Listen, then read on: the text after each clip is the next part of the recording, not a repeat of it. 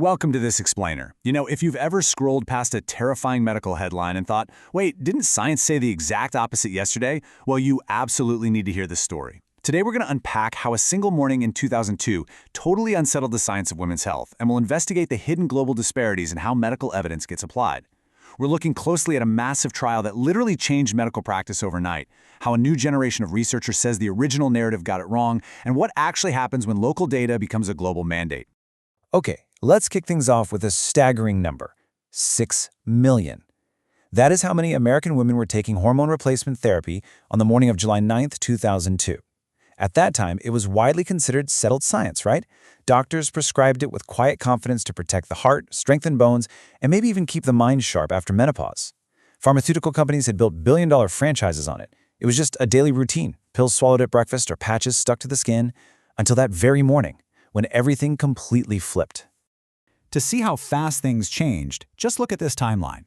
The Women's Health Initiative, the WHI, launched back in 1991, and by the late 90s, hormone drugs like Premarin were among the most prescribed in the United States. But on July 9, 2002, the combination hormone therapy arm of this massive trial was abruptly paused. It sent absolute shockwaves around the world. 2 years later, the estrogen alone arm was also halted.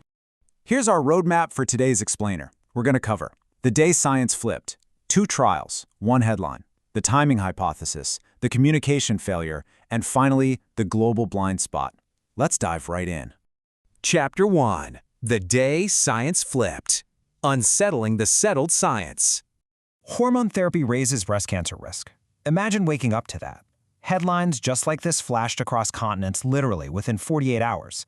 A hurried press conference heated stories of raised breast cancer and heart attack risks, and because of this terrifying news, roughly 4 million American women dropped their prescriptions over the next few years. The behavioral impact here was effectively a public health intervention on a scale rarely achieved by any single piece of research. Whatever you think about the data, the plunge in prescriptions was completely unprecedented. Chapter 2. 2 trials, 1 headline. The WHI reality. Now here's where the public memory gets a little tangled. The contrast here is fascinating. There were actually 2 totally distinct trials inside the WHI, and they had entirely different verdicts. The combination trial, estrogen plus progestin, was halted in 2002, showing elevated breast cancer and stroke risks. But the estrogen alone trial, which was given to women who had already had a hysterectomy, was halted in 2004 and showed absolutely no increase in breast cancer. In some analyses, it even showed a decrease. Yet the public really only ever heard one terrifying generalized headline. And that brings us to the dueling ledgers of the aftermath. Did the public's fearful response to the WHI save lives, or did it cost them? Looking neutrally at the data? Well, it kind of depends entirely on who you're counting. A 2014 analysis by the Fred Hutchinson Cancer Center looked at avoided breast cancers and heart disease. They calculated a net favorable return, citing 126,000 fewer breast cancers. But wait, a 2013 Yale analysis looked specifically at younger, hysterectomized women who avoided estrogen just out of fear. They estimated a mortality toll of between 18,000 and 91,000 excess deaths. 2 ledgers, totally different outcomes. Chapter 3. The Timing Hypothesis. Age, blood vessels, and reanalysis. So looking back, there is a glaring biological nuance that got missed. The average participant in the trial was 63 years old. That's enrolling roughly 12 years after menopause. But doctors in real clinics weren't treating 63-year-olds for the first time. They were trying to treat women in their early 50s for acute, severe menopausal symptoms like hot flashes and major sleep disruption.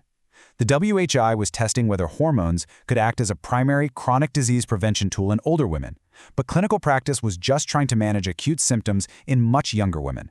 They were essentially testing a treatment on the completely wrong timeline. When researchers finally went back and sliced the data by age, they uncovered what we now call the timing hypothesis. Basically, throwing hormones at smooth, supple blood vessels in early menopause is a totally different ballgame than introducing them to older vessels with decades of atherosclerotic plaque buildup. In recently menopausal women, estrogen actually appears to support vasodilation and slow plaque development. But in older women, it might destabilize existing plaque. The trial's average age completely obscured this massive, absolutely crucial biological difference. Chapter 4. The communication failure. Nuance lost to the press conference. If you want to find the root of the panic, it really comes down to a single quote. Dr. Jacques Rousseau, the WHI project officer, stated at the initial press conference that the risks applied to all women, quote, regardless of prior health status, age, or ethnicity. That was an incredibly broad generalization that just won the media cycle and cemented the working assumption of a whole generation. The trial data wasn't inherently flawed. The problem was that life-saving medical nuance was lost to a hurried press conference. But thankfully, science does correct itself over time. After some heavy lifting and careful synthesis by researchers at places like Yale and Harvard, modern clinical guidelines actually reflect the nuance of the data now. Today, the approach is highly individualized. Doctors are advised to initiate therapy early for symptomatic women, prescribe the lowest effective dose, consider transdermal patches over synthetic combinations, and of course, revisit the decision regularly. Chapter 5. The Global Blind Spot. The Geography of Knowledge Production. Let's zoom out for a second and ask a really vital question. Where, in this entire story, is Africa? I mean, think about it.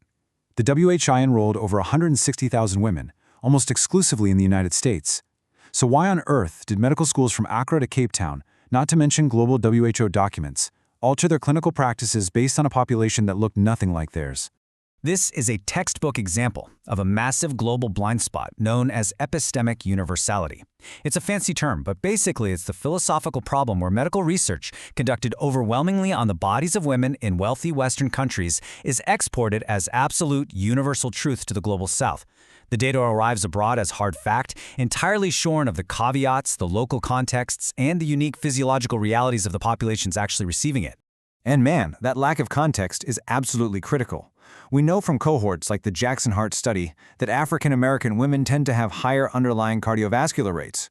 We also know menopause may start earlier and feature far more severe, longer-lasting symptoms. Yet, there is just a systemic lack of longitudinal hormone studies specifically for women in African nations.